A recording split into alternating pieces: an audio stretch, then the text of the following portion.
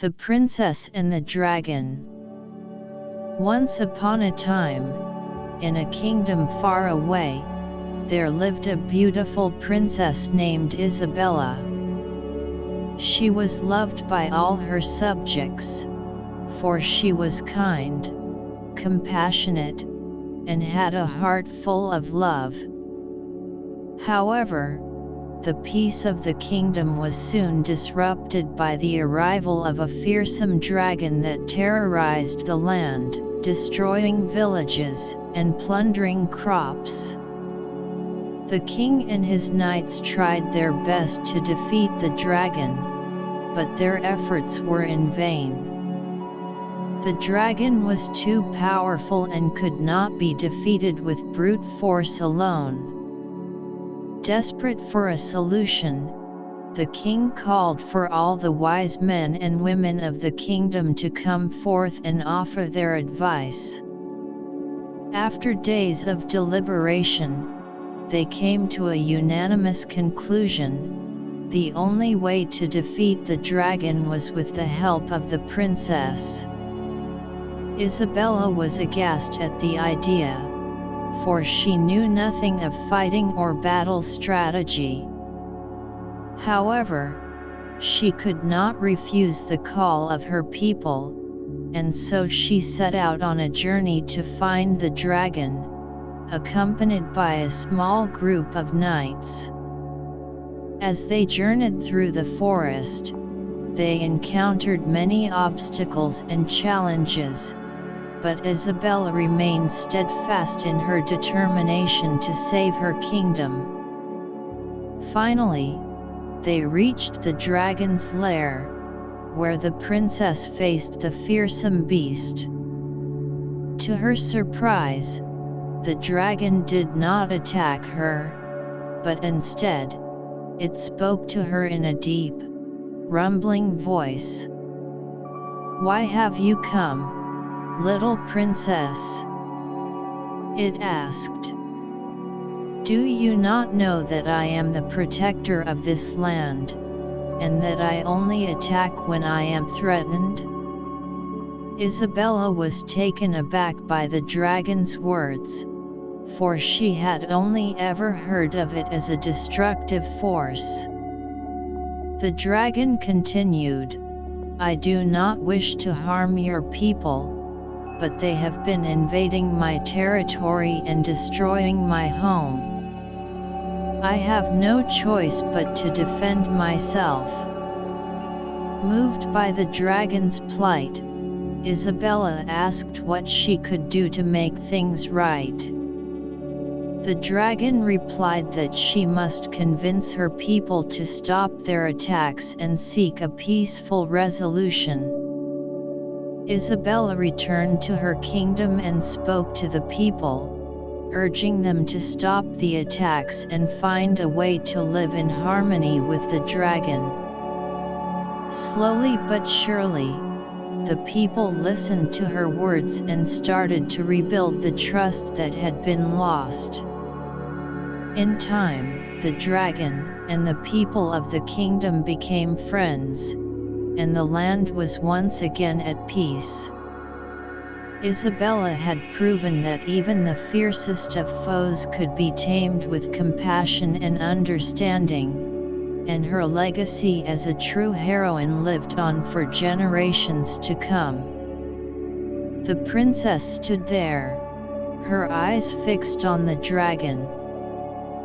For a moment, they just stared at each other, the dragon's fierce gaze softened by a hint of curiosity. The princess didn't know what to do, but she knew she had to act fast. With a trembling hand, she reached for the sword at her side. The dragon didn't move, but watched her every move with interest. She unsheathed the sword and held it out in front of her. She didn't know if it would be enough to defend herself against the dragon, but she had to try. The dragon tilted its head to the side, studying the princess and her weapon. Suddenly, it spoke, its voice rumbling like thunder. "What brings a princess to my lair?" The princess was shocked. She had heard of dragons that could speak, but she had never imagined she would encounter one. She hesitated for a moment before responding. "I have come to ask for your help," she said. "My kingdom is in danger, and I need a powerful ally to help us defeat our enemies." The dragon raised an eyebrow, clearly intrigued. "And why should I help you?" The princess took a deep breath, gathering her courage. "Because we share a common enemy," she said. "The same people who threaten my kingdom threaten yours as well. We can work together to defeat them and bring peace to our lands." The dragon considered her words for a moment before nodding its head.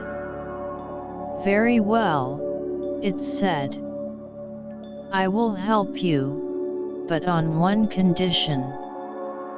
The princess held her breath, waiting for the dragon to continue. "You must promise to end the cycle of violence that has plagued our lands for generations," the dragon said. "You must work towards a lasting peace, not just a temporary truce." The princess nodded solemnly. "I promise," she said. "I will do everything in my power to bring peace to our lands." The dragon nodded its head, satisfied. "Very well," it said. "I will join you in your fight." With that, the dragon spread its wings and took to the air, the princess following close behind on horseback. They flew towards the horizon, ready to face their common enemy and bring an end to the cycle of violence that had plagued their lands for far too long. The princess looked into the dragon's eyes, seeing the flicker of recognition there. "You are not a monster," she whispered, reaching out to touch the dragon's snout. "You are a being of magic and power, just like me." At first, the dragon pulled away, unsure of what to make of this strange human who was showing it kindness. But as the princess continued to speak, telling the dragon of the wonders of her world and the beauty of life, the dragon began to feel a stirring deep within. Slowly, tentatively, the dragon began to shift, its scales transforming into shimmering iridescence, its eyes alight with the same magic that coursed through the princess's veins.